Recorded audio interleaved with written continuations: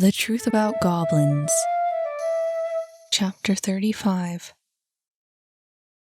It took at least 10 seconds for Annie to remember where she was. Just as soon as she got used to one place, she found herself waking up in another. But as she sat up and looked around, the room filled with boxes and junk became familiar. What was unfamiliar was the mattress on the floor, right next to the couch. But it was only another few seconds before she remembered that Saphira had stayed the night. Seeing that there was no one on the mattress, she assumed that everyone had gone downstairs. Upon entering the kitchen, however, she found it empty. Aside from a plate of sandwiches on the stove and a leftover lunch on the table, there was nothing. Where was everybody? She hurried back upstairs to see if Kit was still in bed. His room was empty. Frustrated, she resorted to knocking on Cam's door for answers. She heard a mumbled reply and cautiously opened the door. "Cam?" He was lying on his bed, playing his new Galaxy gamer. "Yeah," he said, refusing to look up from the screen. "Do you know where Kit is?" she asked, taking a few careful steps into the dark room. The power was still out from last night. "At the club," he replied. "The club? Really?" That was weird. "Isn't it his day off? Why's he at the club?" He didn't reply, his eyes on the game. At a loss, Annie stood in thought. That was when she noticed another gaming console at the foot of his bed. "Hey," she said, pointing to the device. "That's new." His gaze jumped to Annie and then back to the handheld screen. "It's a Galaxy station." "I know." She knelt down to get a better look at it. "My cousin used to have one. It's fun." "What do you mean?" said Cam, setting his game aside. "Do you know how it works?" "Do I know how it works?" She rose to her feet, a smile spreading across her face. "You're talking to the Galaxy Station Grand Champion. My high score on Astronauts is still #1, and I haven't played it in 3 whole years. Not to mention I've got the fastest track time on the cyberspace belt in rocket racers." He stared at her a long while. "You sound like my brother." "I do?" She frowned. "I hope he's not rubbing off on me." There was another stretch of silence as Cam turned his attention to the beat-up console on the floor. "Could you show me how to use it?" She caught the eager gleam in his eye. "Sure I can, but when I get back, okay? I want to see what Kit's up to." He pulled his Galaxy gamer back up to his nose. "Okay. I'll be back," she promised. "See you soon." He said nothing as she turned and left the room. Closing the door behind her, Annie wondered why Kit was at the Ace of Clubs when he had the night off. Had he forgotten about his 3-day vacation? She crawled out the window once again, making her way back to Main Street. Luckily, she had slept through rush hour. The market was busy as usual, but still navigable. Walking along the flow of the crowd, her eyes traveled over the night's set of wares. Despite the countless lectures she had received from both Kit and Ophelia, Annie still felt the desire to peruse through all the mysterious novelties lined up on the edge of the street. But if there had been a common theme to those lectures, it had been that shopping in the market was for humans, not goblins, and that gold should be saved for rent, food, and medicine. And even then, it was important to know which shops to trust, if any. Her thoughts were interrupted by a bout of high-pitched chattering as a group of women walked by. Her eyes darted up and down their outfits, picking out the most important details. Gold watches, gold necklaces, gold bracelets, gold earrings. Here, without a doubt, was money. She could still hear their voices long after they had disappeared. Perhaps it was called the Goblin Market, but the bulk of its charms were for those who lived above ground, the rich eccentrics who could find no satisfaction with the trinkets of their own world. That was where the Ace of Clubs was different. Entertainment for goblins, by goblins. Humans would join in on the fun from time to time, but they no longer commanded the same presence as when they were out on the streets. Strangely enough, Annie found the thought comforting.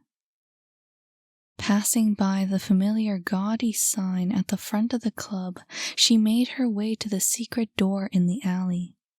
Despite the power outage at the apartment, it looked as though the Ace of Clubs was still in full swing. Of course, the idea of some sort of backup generator wasn't at all unlikely. Not for a place of that scale, anyway. As per protocol, she stopped at the door and knocked, waited, and knocked 3 more times. It opened within seconds, and she was led inside. "Hey, Annie." It was Mikau at the door this time. "Haven't seen you in a while. What gives?" "We've been all over the place," she said, following him down the hallway. "I've barely had time to catch a breath. Is Kit here?"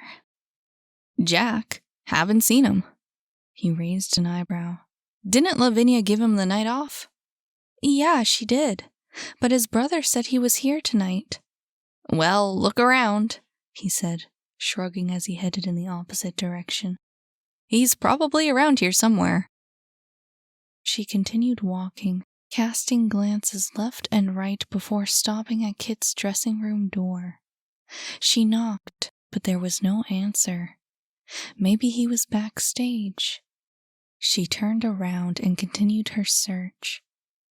Taking care to keep her backstage pass in view, none of the entertainers bothered questioning her. A few of them even took the time to nod as she passed by. But there was still no sign of Kit. Approaching the stage itself, she turned at the sound of her name. "Annie?" It was Jackie, emerging from her customary position behind the curtains.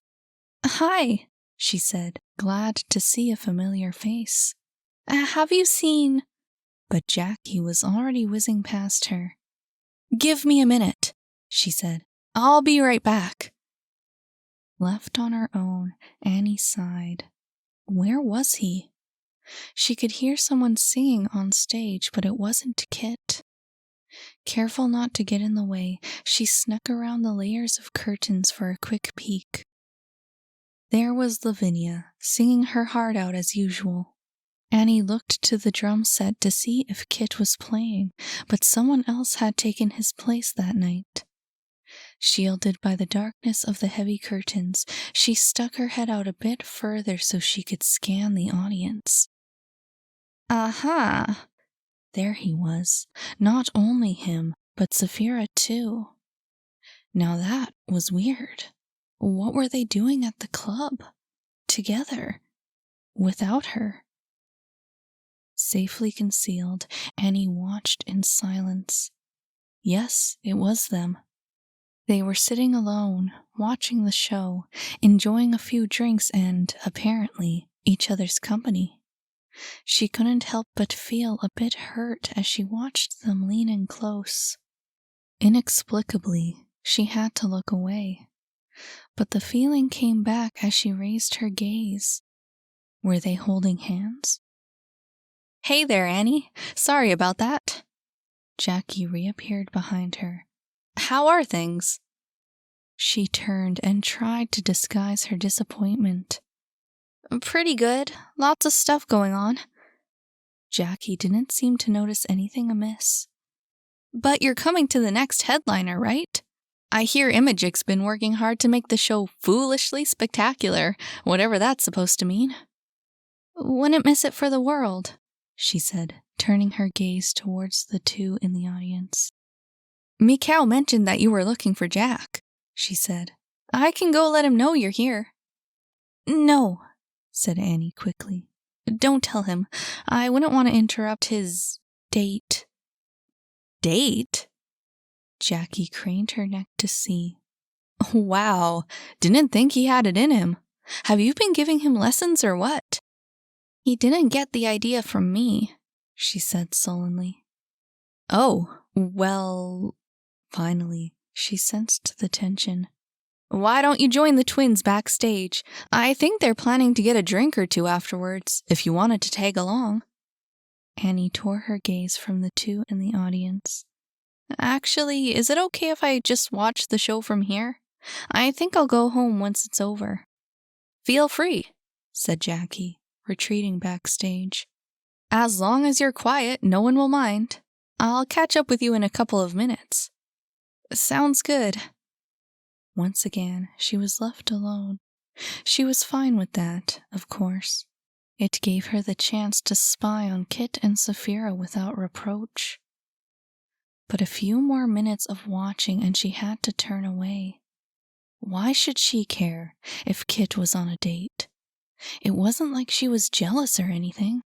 And yet, when she looked at the two down in the audience, laughing and smiling at each other, she felt her heart sink. She contemplated going down to join them, but the thought of walking in on the date was just too much. Really, Annie felt that her presence was on the verge of being awkward. It only took a few more minutes before she gave up and turned to leave the club. Yang caught sight of her as she passed by. Annie! She turned, startled at the sound of his voice. Their eyes met and his face turned red. Where are you going? He asked, trying to fight off his nervousness. Did you want to grab a... I have to go, she said, ignoring the look of disappointment on his face. Sorry, I'll catch you later. Yin soon appeared out of her own dressing room, just in time to catch Annie's exit. She strode over to where her brother was sitting. Was that Annie? She said. Where is she going? Home, he said dismally. Ah, she said, also disappointed. What about Jack? Is he with her? Off stage, he said, with some other girl. Really? Another one? She was stunned. Weird. I had better go investigate. Wait! He sat to attention. You sure you should... What? She brushed past him. You don't think I'll make things awkward, do you? He shrugged. Yes. But she ignored him. Whenever something interesting was happening at the club, she was the first to jump on it. That wasn't to say she was the first to know, but she would definitely be the one to spread the rumor around. She had to get the dirt on Kit's date, and if there was anyone at the Ace of Clubs who knew what was what, it had to be Davy. And that was why, instead of cozying up next to Kit and Saphira on their intimate date night, Yin pulled up a stool by the bar. Davy was there, holding down the fort as usual. It wasn't a remarkably busy night, but he still had his hands full. Hello, Davy, she said. Could you spare a drink? On Miss Lavinia's tab, I suppose. He handed a woman a green martini at the opposite end of the counter. As usual, said Yin. Something chocolatey would be greatly appreciated. No problem, he said, reaching for a dark bottle resting against the wall. As Davy focused his attention on the drink, Yin leaned onto the bar. You wouldn't happen to know anything about little Jack over there, would you? She glanced towards Saphira. Or his little friend, perhaps. Davy set the glass on the counter. Oh, should I know who she is? I've never seen a girl like that at the club before. Oh, come now, Davy. Can't you give me her name at the very least? He turned away. Maybe I could, but it wouldn't be the best idea, especially with you. What? She acted offended. You don't mean to say... You're a gossip. He handed a tray of drinks to an expectant waiter. And if I tell you who she is, you'll give that poor girl a hard time." "Oh?" She raised an eyebrow. "And why would that be?" He sighed. "Listen, Yin, I'm kinda busy here. Why don't you go pester somebody else instead of getting me involved?" She shifted in her seat and turned her gaze to the stage. My, someone's grouchy. Are you having some domestic issues of your own?" "You could say that," he muttered. "Ah, yes." She eyed him knowingly. "That's right. I heard you and Lavinia had a bit of a row the other night. I don't suppose you've managed a resolution." "Not exactly," he said, unwilling to open up the subject. But now she was curious. "What did you do?" "It wasn't anything I did," he said, wiping the sweat from his forehead. "I'm afraid you must have done something to upset her. I mean, Lavinia adores you. I can't imagine her becoming cross with you for no reason." "I wouldn't put it like that." "Honestly, Davy." She rolled her eyes. "Why do you think she loiters around the bar hours after closing time almost every night?" He shrugged. "To snag a man? She's always surrounded by them." He slid yet another tray across the counter. "It's shameful, really, the way she toys with those VIPs. He sighed. "Do you know how many stories I've heard from her about those crazy nights and heated romances? It's kind of ridiculous." Yin nearly choked on her drink. "What?" he said. "What did I say?" "Oh, Davy," she laughed. "For once, I think you're the last to know." "What? Know what?" He wiped his forehead again. "Why are you laughing?" "Are you really that naive?" she said, the giggling subsiding. "Lavinia isn't the slightest bit serious about those men, you know." "But she—" He shook his head in confusion. "All those times, those late nights at the bar. What makes you think she doesn't go home with one of them for the night?" "I don't believe Lavinia has ever gone home with one of them. The only reason she flirts at all is because of you." "Me?" He frowned. "I don't understand. Why would she—" "Because she wants to make you jealous, you twit." She put a hand to her face, incredulous. "She's head over heels for you." His face was bright red. "You're not pulling my leg, are you?" "No," she exclaimed. "Egads, Davy, what's the matter with you? I thought you were smart." His eyes jumped to the stage, his face blank as he watched Lavinia. "I think I've made a terrible mistake." Kit pulled up to the bar. "Hey there, Davy," he said. "Got those drinks ready?" When Davy just stared at him and offered no reply, he added, "Did I miss something?" "Just ask Jack," said Yin. "Everyone knows it's true." "Ask me what?" said Kit. "Lavinia's in love with him, isn't she?" she asked, hoping for confirmation. "Well, duh. Should have seen her pounce on him the other night. Man, was she fiery." Noticing Davy's downcast expression, he asked, "Why?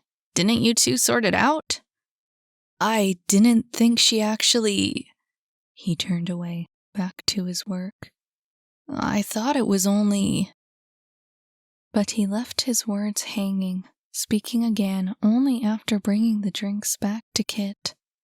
"Here's a pina colada," he said, "and a bad apple." Thanks," said Kit, taking the drinks. He considered sticking around, but decided to leave Yin and Davy on their own for the time being. He made his way back to the table, where Saphira was waiting for him.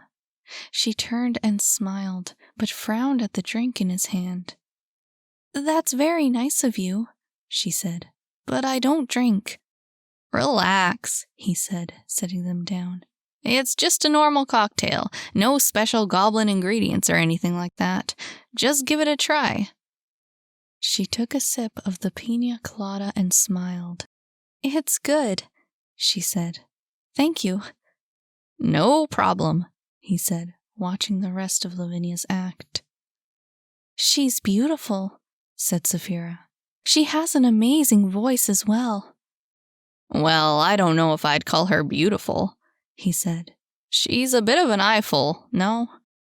"They don't seem to think so," she said, pointing to a group of men seated in the front row. "They're absolutely spellbound." He shrugged. "To each his own, I guess." He took a sip of his drink. "My definition of beautiful is a bit different than a heaving bosom and ruby red lipstick." "Oh, Kit, that's not nice to say."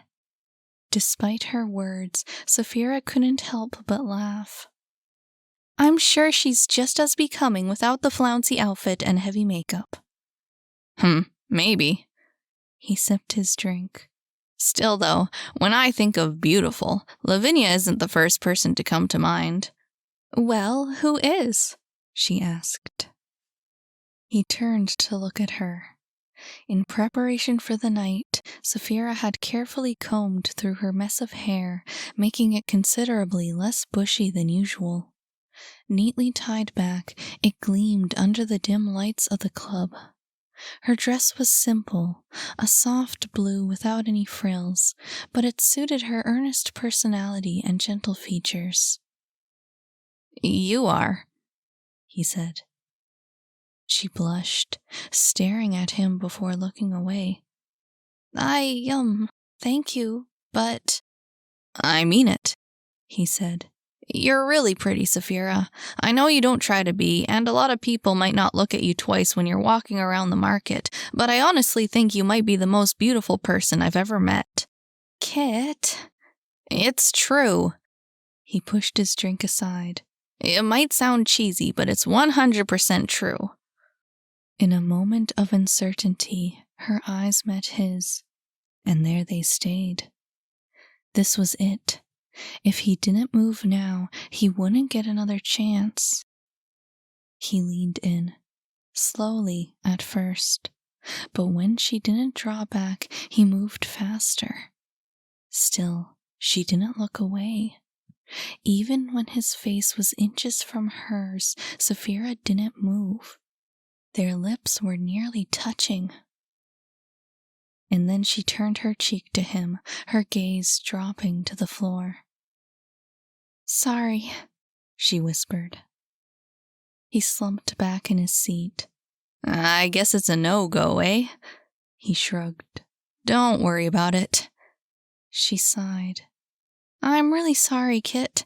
It's not that I hold anything against you or that I think you're—" But he waved his hand in protest. "I said don't worry, Saphira. I knew it was a long shot." He took another gulp of his drink.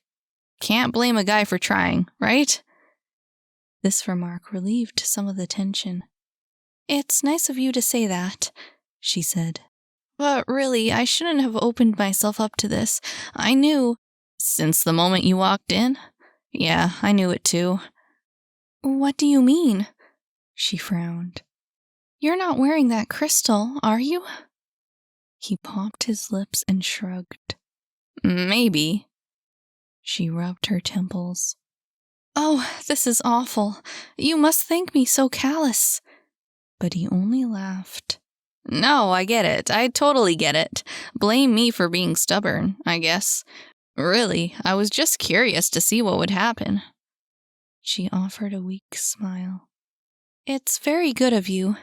"Well, I'm just being honest here. Anyway." He looked her over, somewhat amused. "Since your heart isn't up for grabs, has someone else already taken it?" "Come now, Kit," she said, unimpressed. "You know me better than that." "Don't be offended," he said. "It's just that, I can't help but feel as though you were hoping to be with someone else tonight." She laughed. "I really don't know where you're going with this." "Just think about it for a second," he said. "Surely there's another man in your life." Still laughing, she shook her head. But the smile vanished in an instant. Wait, you're not insinuating that I... Hey now, he said. No need to get your panties in a bunch. You have to admit, you two are very close. Well, of course, she exclaimed. But not in that way. Does Timothy know that? She looked away. He has too much on his plate right now to be thinking of me. Besides, he's not that kind of person. What do you mean? He's human, isn't he? He eyed her skeptically. Really, I don't see how he could keep himself from falling in love with you, you little ball of warmth and fuzziness. Her hands went to her cheeks, a vain attempt to conceal her blushing. He doesn't. He sees me as a friend, and that's all. Yeah, right. He was unconvinced. Whatever helps you sleep at night. A little frazzled, she rose from her seat. I better get back to the shop. It's late, and I'm still tired from that expedition. Already? Kit jumped to his feet. But there's only one more song and then the show's over. Can't you stay for the end at least? It's been lovely, she said, smiling, although the smile was a weary one. Perhaps I'll see you and Annie tomorrow? Yeah, he replied, defeated. We'll drop by soon enough. And if Raven turns up anything more on that Donovan guy, we'll let you know ASAP. Thank you, she said. I know Timothy would appreciate it. With one last apologetic smile, she hurried away. Kit lumbered over to the bar, taking a seat and trying to finish his drink. But he had lost all interest in it now. Yin appeared within seconds. How was your date? Could have been better, he said sullenly. Then again, I wasn't expecting fireworks or anything. He ran his finger around the rim of his glass. She's human, after all. So that's what it is, she exclaimed, taking a seat next to him. I pestered Davy to no end, but he wouldn't say a word. Where is Davy? Said Kit, his eyes scanning the bar. You didn't scare him away, did you? She laughed. He's at the back, getting more drinks. But you may want to leave him alone for the time being. She paused in thought. I think he might be having a romantic crisis. He sighed and spun his stool around to face the stage. Poor guy. Imagine being chased by a woman like Lavinia. Oh, I don't think that's the problem, she said, also spinning around. Actually, I think he's rather upset about botching the whole thing. Seriously? Kit was doubtful. I just don't see it. He's always tolerated her more than anything else, no? Take a look for yourself, she said, lowering her voice as Davy returned to the bar. Is that not the face of regret? He did have a melancholic look about him. Maybe you're right, he admitted. But as he looked away from the bartender, he caught sight of someone else. Hey, is that telepathetic over there? I thought he wasn't coming in tonight. Yin followed his gaze. Where is he? There, he said, pointing to a cloaked figure on his way to the far corner. I know it's him. He's not fooling anybody. I saw his face just a second ago. He is walking like telekinetic, she admitted. But what could he possibly be doing? He wasn't scheduled to make an appearance tonight. He's up to something, that dandy longlegs. Yin, about to reply, was cut off by a surge of applause from the audience.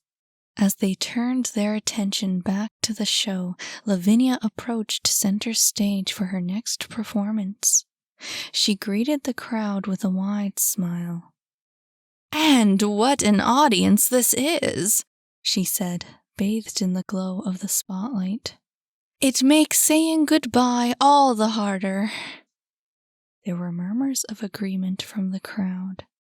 But this will be my last song for the night. She paused, gazing past the darkness off stage. I would like to sing this song for someone very special, a friend who I love and admire. This new development took everyone by surprise. Well, this is weird, whispered Kit. Out of the corner of his eye, he noticed that Davy, for once, seemed transfixed by Lavinia. Why was he staring at her now, of all times? I hope, she continued, taking a moment to pause. I hope, after all that's happened, that we can still be friends. Turning at the sound of shattering glass, Kit gasped as Davy vaulted over the counter and sped towards the stage. Hey! Shouted Yin. What are you doing? But Davy wasn't slowing down. On his way to the stage, he pushed past waiters and tables, spilling drinks on guests without a second thought. Lavinia, her sight of the audience concealed by the blinding lights, heedlessly continued. This is for you, darling. The pianist in the back began his introductory notes. Taking a deep breath, Lavinia prepared to sing. But the music was interrupted as another sound echoed off the walls. First, a crack like thunder, and then a distinct snap. A woman screamed, standing and pointing as the audience realized that the massive spotlight, fixed directly over Lavinia's head, was coming loose from the ceiling. Hearing the cries of the crowd, Lavinia spun around in search of the danger. But she couldn't see the threat. Despite the warnings from the audience, she didn't look up until it was too late. Davy jumped onto the stage, colliding with Lavinia as the mass of metal hit him instead. Down they both fell, along with the spotlight. Amidst the gasps and screams from the crowd, Lavinia got to her knees, hysteria taking over as she realized what had happened. Davy! She screamed, his unconscious body lying next to her. She crawled towards him and cradled his bloodied head in her lap. Oh, Davy! Backstage staff flooded out from behind the curtains while audience members crowded nearby. Yin and Kit pushed their way past the throng. Let us through! He yelled, trying to squeeze by. Caught up in the moment, they failed to notice the tall man in the dark cloak sneak past them once again. When at last they made it to the edge of the stage, Lavinia was sobbing. Help! She cried. Somebody help him! People rushed away, seeking medical help for the unresponsive Davy. One side of his face as well as his shoulder was soaked in blood. Davy? She leaned in close. Davenport, please. His eyes flickered open. Lavinia. Davy! She pulled off her gloves and cupped his face in her hands. Davenport, are you okay? He closed his eyes. I'm fine. Still, he didn't move. But after a moment or so, his eyes opened once again. Will you marry me? Davenport! She stared at him, stunned. Darling, are you sure you're all right? I think we should have someone take a look at you. Will you? Although the rest of his body wasn't moving, he managed to bring his hand up to hers. Will you marry me? She bit her lip, fighting the tears. Yes, Davenport. Of course I'll marry you. He sighed and closed his eyes, drifting back out of consciousness. Again, Lavinia cried for help, and within minutes the club staff had the barman on a stretcher. She followed close behind, asking the rest of the entertainers to close the club and bring the night to an end. Although they did as they were told, the performers rushed backstage the moment the customers were sent to the streets. Crowding around the door to Lavinia's dressing room, Kit and Yin waited alongside the others to hear the news from the doctor. I hope he's all right, said Yin, biting her nails. He'll be fine, said Mikau. Davy's no chump. He'll pull through. Yang said nothing, but nodded in agreement. Sakura was there too, but rather than worrying about Davy, she was wondering about the accident. Did anyone see what happened? She said. I was backstage. We saw the whole thing, said Kit. Man, did I ever think she was a goner, that Lavinia. Did you see how big that spotlight was? It would have crushed her, said Yin. But how did it fall? Asked Sakura. Yin hesitated, but Kit had no problem ratting out the culprit. I can't say for sure, he began, but I think we might have some foul play on our hands. Foul play? Mikau frowned. What you sayin'? We saw telekinetic sneaking amongst the audience right before Lavinia's last song, explained Yin. He was wearing a cloak, but Kit and I are fairly certain it was him. Everyone was shocked. Seriously? Said Mikau. I can't believe he would actually do it, said Sakura, incredulous. All that talk. I never thought he would actually pull something like that. Hey, yeah, said Kit. He was saying something about Lavinia, wasn't he? Said she might be in trouble if the rumor turned out to be true. He stared at Yin, eyes wide. Was he really trying to kill her? Whoa, dude, said Mikau. Don't go smearing his name just yet. We don't know anything right now. But we saw him when... He went silent as the door to Lavinia's dressing room opened. Dr. Stoker emerged, immediately closing it behind him to the dismay of the onlookers. And, said Yin, is he going to be all right? Davy's fine, assured the doctor. Aside from a concussion and a broken clavicle, it's not too serious. He also has a few gashes, but it's nothing a little rest and relaxation can't fix. There was a collective sigh of relief from the entertainers, but their assurance was waylaid by the doctor's next announcement.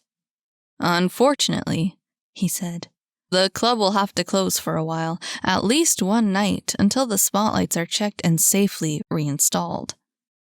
Closed? Kit was more disappointed than anyone else. What about the headliner? People have already bought their tickets, said Sakura. But the doctor merely waved his hand in reply. The big show is still on, according to Miss Lavinia. Just consider tomorrow an unexpected day off for everyone. But what about rehearsal? Said Yin. We usually do it the night before. You'll have to organize rehearsal amongst yourselves, he said.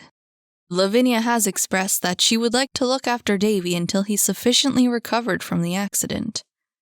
He pushed past the group on his way to the exit. I have to get more supplies, but everyone else should go home, for now. The staff is getting to work on the mess.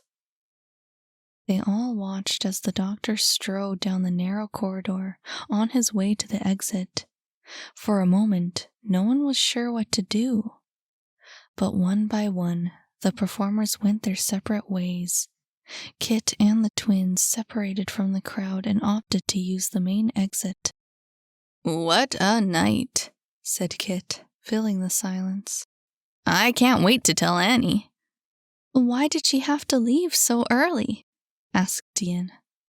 What do you mean? He said. Annie wasn't here, was she? She was, but she had to leave in a hurry.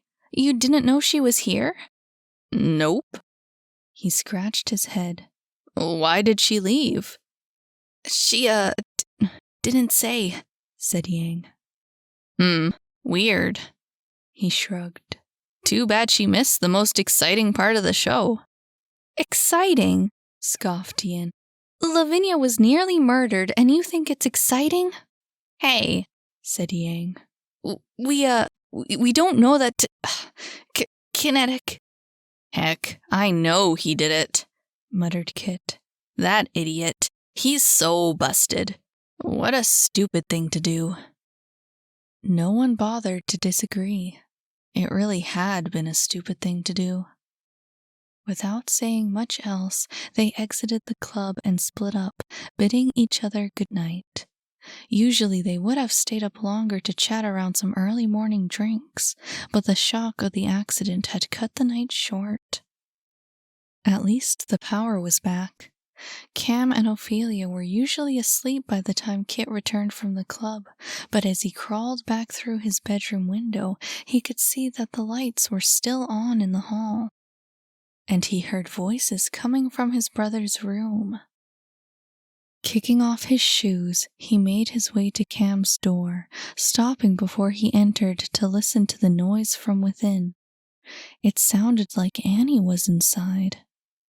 He pushed the door open, surprised to find Cam and Annie seated on the floor in front of an old television set. There were remotes in their hands, their eyes were glued to the screen. "Come on!" cried Annie, furiously pushing the buttons on her remote. "Must go faster, must go faster!" "Not gonna do it!" yelled Cam. "Not gonna do it!" "What the?" Kit could only stare. "Come on!" yelled Annie, the remote shaking in her hands. "Go faster!" Both brothers jumped as sparks spewed from her Galaxy Station remote. The screen flickered before shutting off, and then she cried out in triumph as it came back to life with the virtual announcement that she had won the race. "Yes!" she cried. "Cheater!" wailed Cam. "I don't know what you did, but you cheated." "Ah, come on," she teased. "Can't handle the heat?" Cam's shoulders slumped as he looked up at his brother. "She's been this way the whole game. Can't you get her to stop?"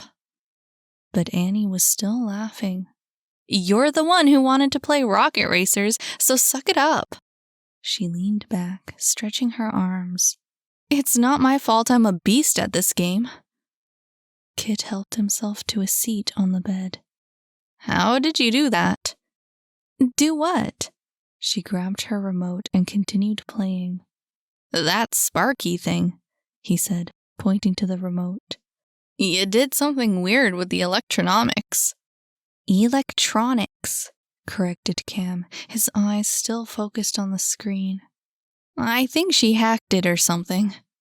"And exactly how would I hack it?" "Well, you did something," said Kit. "Must be your magic again." "It's always magic with you," muttered Cam. "Or maybe I'm just insanely good at Rocket Racers," she suggested. "I think that's a more likely explanation." Kit shrugged and turned to the television, watching the race. "So?" she said, breaking the silence. "How did your date go?" "Oh, I really wouldn't call it a date." He smoothed his hair back. "Anyway, it didn't go too well." "Oh," she said. "That's too bad." "A shame," agreed Cam, although neither of the two seemed wholehearted in their remarks. "I heard you were at the club," said Kit, changing the subject. "But I didn't catch you. Where'd you go?" "I just went to see a few acts," she said, her eyes gleaming from the glow of the screen. "And then I came back to play some video games." "A pity that you did," he said, smirking. "You missed the best part of the whole night." "I thought it was your day off." "No, I don't mean me." He jumped to his feet. "Lavinia came on for her last song," he began, gesturing with his arms, when all of a sudden, the giant spotlight over her head fell straight down from the ceiling. "Wait, what?" She paused the game and stared at him. "You don't mean one of those monster lights, do you?" "The very same," he said. "She was done for." Her eyes went wide. "No way! It didn't actually hit her, did it? Is she okay?" "She's fine," he said. "Davy came in and saved the day." He laughed. You should have seen him. First, he catapulted over the bar, then he ran through the tables and spilled everyone's drinks, and then he jumped on the stage and tackled Lavinia to the ground. Noting Annie's concern, he added, "And he's fine. Got a concussion and a broken something or other, but the doc says he'll pull through okay." That's amazing. It would have been terrible if anyone was, dead. She shook her head in disbelief. How did Davy do it? Weird magic, said Kit. There's a rumor around the club that he can see 10 seconds into the future. He gazed at the ceiling in thought. I never totally believed it, to be honest. But if he hadn't bolted for Lavinia when he did... Man, she said, still stunned. I wish I could have seen it. That's not even the craziest part, he said. When Davy finally came to, he asked Lavinia to marry him. What? Really?